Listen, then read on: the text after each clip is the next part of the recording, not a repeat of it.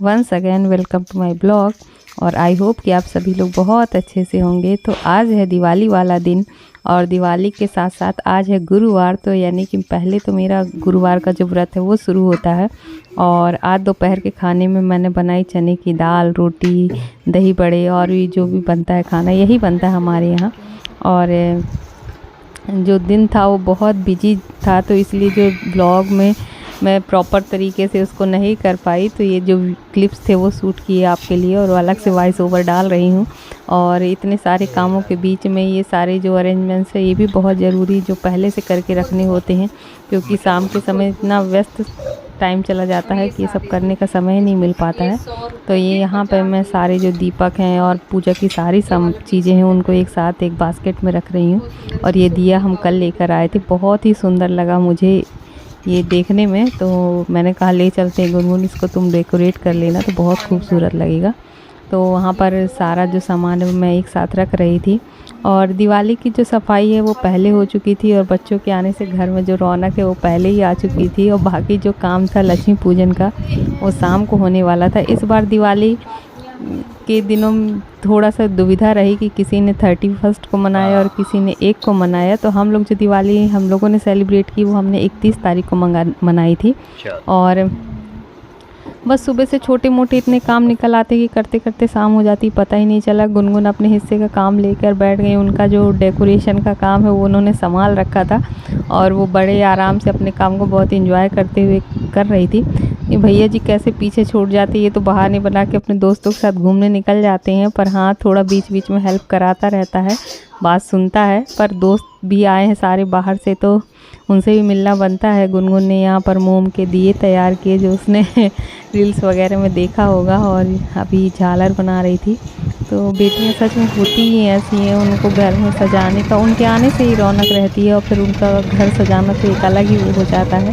शाम को हम लोग निकल पड़े थे तपोभूमि के लिए और सोचा वहाँ हम महाराज जी के आश्रम में दिया जलाकर आएंगे। और चूँकि गुरुवार था और जय को थोड़ा सा गुरुजी को दान भी करना था, तो ये सोच कर कि हम लोग चलो वहीं पर कराएंगे और वहाँ पर दीपक जला आएंगे। तो वहाँ पर निकल गए और यहाँ पर आतिशबाजी की जो दुकानें लगी थी, बाप रे इतनी भीड़ थी वहाँ पर। तो बस अभी पहुँचे हम लोग आश्रम करते हैं दीपदान।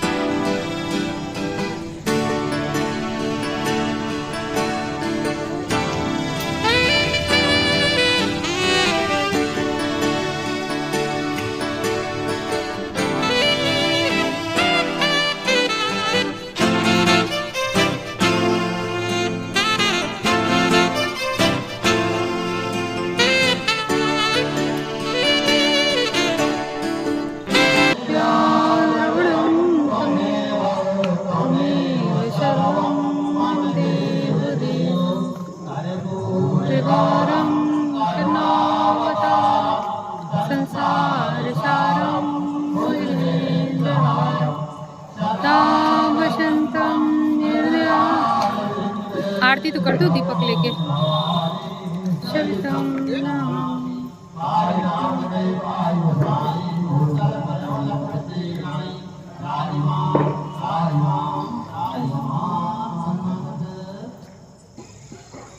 बस मंदिर से दीप जलाकर लौटने के बाद हम तैयार हुए शाम की पूजा के लिए। और चूँकि शाम की पूजा का जो टाइमिंग था शायद 8 या 8:30 बजे तक था, तो ये था कि हाँ टाइम से मुहूर्त से पूजा कर लेंगे। तो यहाँ पर हम दोनों मिलकर ही साथ में पूजा करते हैं।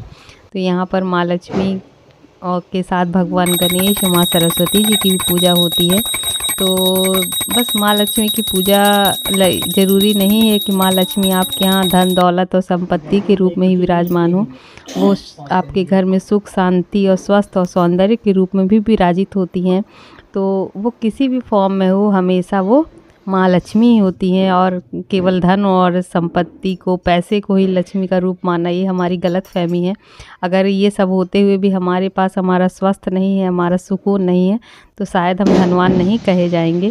तो मैं तो माँ लक्ष्मी से इस चीज़ के लिए बहुत बहुत आभारी हूँ उनकी, कि भले ही धन दौलत थोड़ी सी कम दी है माँ ने, पर हाँ शांति दी है, सुकून दिया है, ये बहुत अच्छा है। और ये सुंदर सा डेकोरेशन जो कल रात में इन लोगों ने 2 बजे रात तक श्वेता, अंकिता, गुनगुन, जय ने मिलकर किया था, जो अब बहुत सुंदर लग रहा है।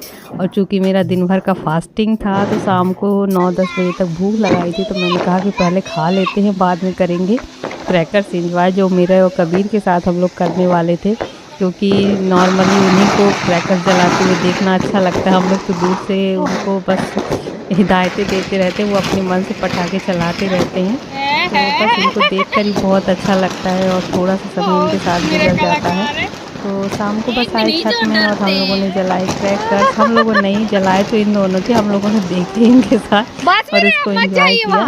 तो बस कुछ ऐसी रही हमारी दिवाली, और ईश्वर करे हर साल जो दिवाली हो वो इतनी ही खूबसूरत हो और इससे और भी अच्छी हो। और कोई नहीं बोलेगा, हाँ कुछ नहीं बोलेगा, फिर तुम ना बोलना अगर कुछ हो गया तो। यहाँ पर इनकी शैतानियाँ देखी, मतलब बिल्कुल भी नहीं डरते, बिल्कुल भी नहीं डरते। तो एक बार फिर से आप सभी को दिवाली की ढेर सारी शुभकामनाएं। माता रानी, माँ लक्ष्मी आपके घर पे खूब कृपा बरसाएं और आप सभी खूब धनवान हो। और ये है मेरी संपत्ति और माता लक्ष्मी इन दोनों पर भी आशीर्वाद बनाए रखे। तो एक बार फिर से आप सभी को हैप्पी दिवाली। और अगर ब्लॉग पसंद आए तो चैनल को सब्सक्राइब करिए, लाइक